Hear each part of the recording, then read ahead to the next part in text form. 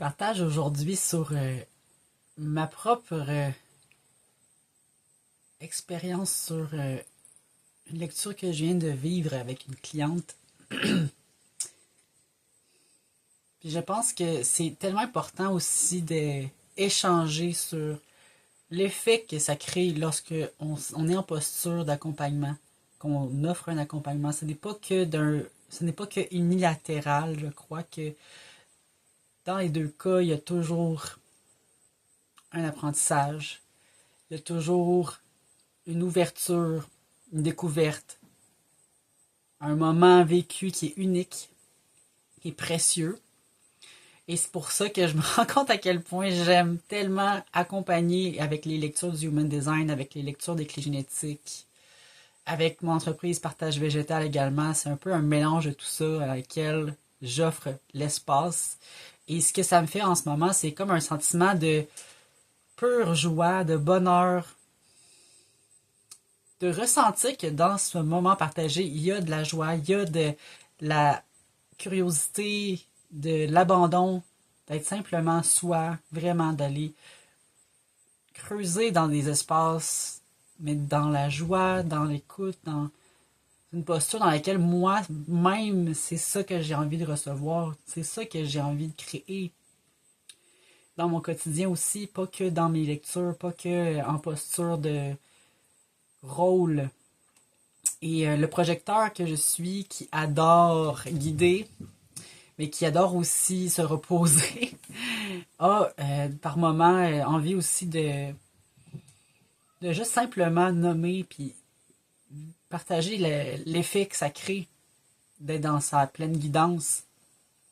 Puis je sais que mon chakra de la gorge est efficace à un certain degré pour des accompagnements. Ça peut vraiment solidifier des actions à faire, à prendre. Ça, je le constate que c'est vraiment important pour moi que de peaufiner ce canal-là, le canal qui est très efficient, très direct, très concret, qui va au but, qui va pas dans la surface. Mais il y a aussi une part en moi, dans son cœur d'enfant, qui a envie de jouer, qui a envie de rire, qui a envie de dédramatiser aussi. De voir l'envers de la médaille, de voir que oui, il y a bel et bien un blocage, il y a bel et bien un apprentissage, il y a bel et bien un besoin peut-être qui était non répondu. Il y a quelque chose de très vulnérabilisant, mais il y a aussi de l'autre partie de mon enfant intérieur qui aime la spontanéité, le jeu, le challenge, puis envie qu'il y ait cette énergie-là. Puis d'entendre la cliente que j'ai eue récemment, ça m'a tellement fait du bien de découvrir à quel point c'est important cet aspect-là dans une rencontre, puis à quel point ça me fait un rappel, un petit clin d'œil, à quel point c'est important pour moi tous les jours de l'entretenir dans mon quotidien. Donc j'avais juste envie de partager cette saveur-là en ce moment, à quel point c'est vivant. Pourquoi je le fais aujourd'hui, je le sais de plus en plus pourquoi je le fais. C'est pour des moments uniques de partage, d'authenticité, de présence. C'est vraiment simple.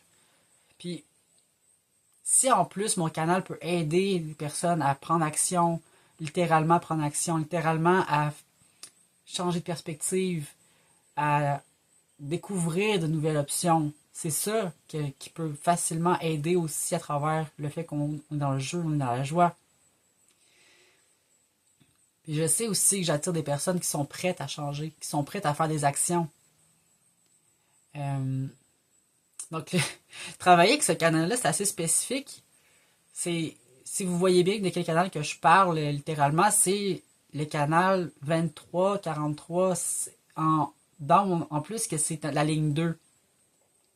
Pour la personne qui n'est pas prête à entendre ce que je vais dire, ça va être probablement choquant et probablement que je vais être déçu et en colère ou je vais pas me sentir bien si je ne suis pas invitée à partager ce que je sais, ce que j'ai envie de dire. Ça, c'est vraiment ça, c'est typique d'un canal de projection. Puis la plupart des personnes qui ont des canaux de projection, même si on n'est pas projecteur, on peut avoir quand même des canaux de projection. On peut pas partager tant que on n'a pas été invité.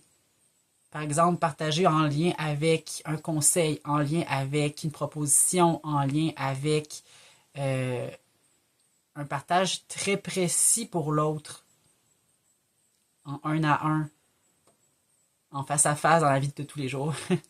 Mais quand on est prêt à recevoir puis à l'entendre, ben là, c'est là que ça s'active, le canal. C'est là qu'on sent l'énergie circuler, puis c'est là qu'on sent vraiment que ça a une puissance puis une profondeur.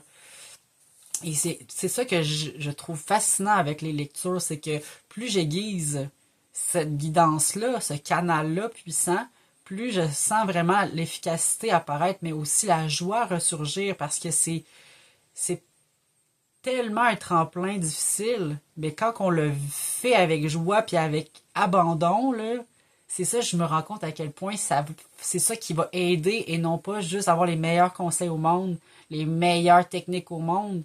C'est pas ça le premier plan dans lequel je travaille. C'est créer l'espace d'écoute, de partage. C'est sûr que dans une première rencontre en tant que telle, c'est pas toujours aussi complet. On va commencer par regarder c'est quoi la mission d'âme.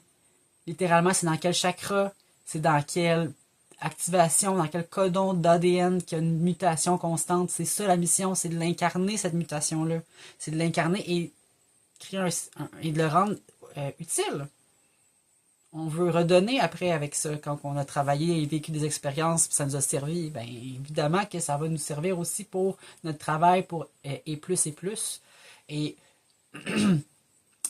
c'est important que dans cette première rencontre-là, on approfondisse des aspects, qu'on ait en profondeur, qu'on ait dans une précision.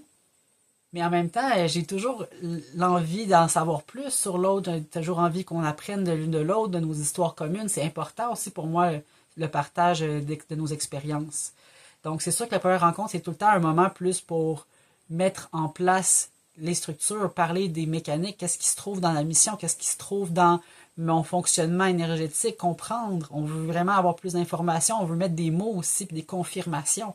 Ah ouais, j'ai toujours ressenti ça, j'ai toujours vécu comme ça. Pourquoi maintenant, là, tout d'un coup, j'accède à l'information, c'est aussi précis? Ben, on est prêt. Quand on est prêt à recevoir, ben, on est prêt à libérer, puis à accepter davantage, puis à confirmer davantage. Puis confirmer, pour moi, c'est pas une validation. Ah, maintenant que je suis validé, je peux continuer. La confirmation, c'est une synchronicité, c'est une sensation, en fait, dans le corps. C'est ça qui libère de la tension. Puis quand on a des confirmations aussi détaillées, comme par exemple sur votre carte, ça se pourrait que je vous dise une information, mais souvent je la sens avant de la dire, je sais que ça va l'être significatif parce que c'est tellement ressenti. Puis je vois la réaction, puis je vois le visage de la personne, puis je me dis waouh, c'est une synchronicité. Mais c'est ça que je trouve nourrissant. L'exemple, c'est souvent ça, à maintes reprises, à chaque information qui est partagée, parce que il y a quelque chose de mystique dans cette expérience-là aussi. Puis j'aime tellement ça, partager cet espace-là de mysticisme, de synchronicité, de voyons, c'est improbable, comment c'est aussi spécifique que ça.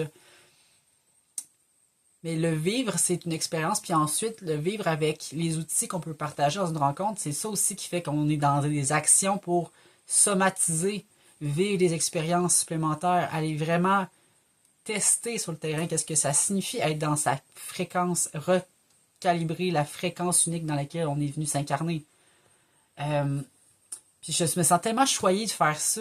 Je me sens tellement choyée d'être dans l'espace hyper intime de la personne, hyper présence de la personne, puis de ressentir pleinement le moment avec elle. Puis d'autant moi-même participer à cet échange-là. Et c'est sûr que sur plusieurs échanges, plusieurs rencontres, c'est là que ça se crée le lien davantage, puis qu'on approfondit davantage aussi. Fait que les personnes qui sont appelées à vivre cette expérience-là, j'ai l'impression qu'elles sont prêtes à faire en sorte que leur mode de vie change drastiquement, que leur milieu de vie change drastiquement, que leurs habitudes, que leur travail, que leurs projets, que leurs relations changent drastiquement. Et c'est pas que des petits changements. C'est vraiment, on fait un 360. C'est énorme. Mais je trouve tellement ça courageux, les personnes qui sont prêtes à aller là, aller vraiment vivre davantage de profondeur dans leur vie, qui ont probablement déjà fait un bon bout de chemin, ça c'est clair. Parce que souvent, c'est déjà entamé depuis longtemps. Puis quand on arrive à ce 360 complet, qu'on s'en va vraiment mettre notre énergie au service, complètement toute notre énergie au service de cette conscience-là, de cette fréquence unique-là qu'on a, mais on travaille sur tous les plans à la fois. Le lieu, les projets, relations à soi, à l'autre, travail, alimentation, saines habitudes de vie. On va rien éviter ici. Mais ça se peut qu'on va prioriser. Et j'adore ça, moi, être efficace et rendre ça agréable en même temps. Et je pense que c'est ça qui va aider beaucoup dans une lecture, c'est qu'on n'ira pas juste dans le mental, on n'ira pas juste dans la surface, on va dire les vraies choses. C'est quoi qui bloque pour vrai, puis c'est quoi les actions pour vrai qu'il faut faire à tous les jours pour y arriver. On n'a pas d'autres options.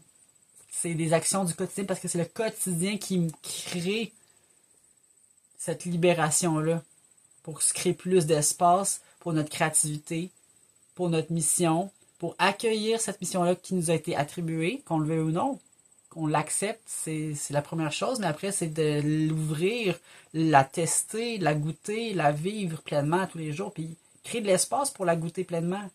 Créer de l'espace, c'est ça que je trouve courageux pour les personnes qui viennent ici, c'est qu'ils sont courageuses pour venir créer de l'espace en elles et dans leur milieu de vie, puis qu'ils sont prêtes à le faire à tous les jours. Parce qu'ils ont compris que le seul moyen d'y parvenir, c'est par ces actions-là de tous les jours. Même si c'est des actions qui peuvent nous coûter un brin. Mais ça ne sera pas le même type d'action qu'on va faire. Parce que là, on s'en va créer notre chemin vers notre propre fréquence. C'est pas un chemin vers notre propre désir d'ego ou désir de surface. Parce que ce n'est pas ce que l'âme demande à aller vivre. Il demande à aller réincarner, c'est ta mission. Puis les rencontres viendront ensuite. Le couple viendra ensuite. Tout viendra au moment que ça sera placé, que les habitudes de vie vont être concentrées et maintenues stables. Quoi demander de mieux après que de juste simplement profiter du voyage pour vrai, puis de vraiment goûter à la liberté souveraine. Hey! Wow! C'est ce que je veux ressentir davantage avec mes clients. C'est ressentir cette liberté souveraine-là avec elles. Sentir qu'elles ont ce potentiel-là de réincarner cette mission, de la vivre pleinement à fond, de s'épanouir, de ressentir la liberté à quel point que tout est là, tout est disponible, qu'il n'y a aucune barrière, mais qu'il y a un discernement à faire entre ce qui n'est, entre le désir et sa mission. Et là, éventuellement, tout va se replacer.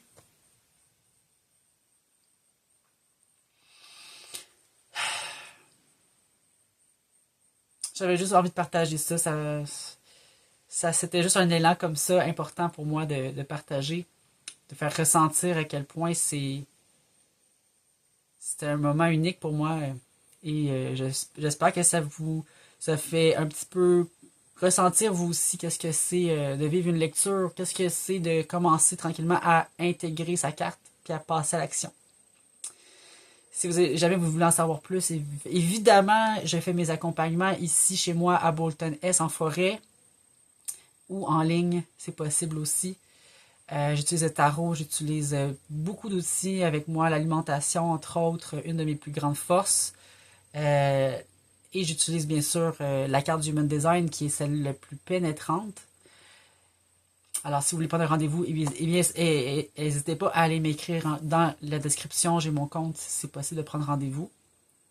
Ça va me faire un grand plaisir de vous accompagner dans votre cheminement d'intégration, votre réintégration de votre fréquence. Et on se revoit peut-être de l'autre côté.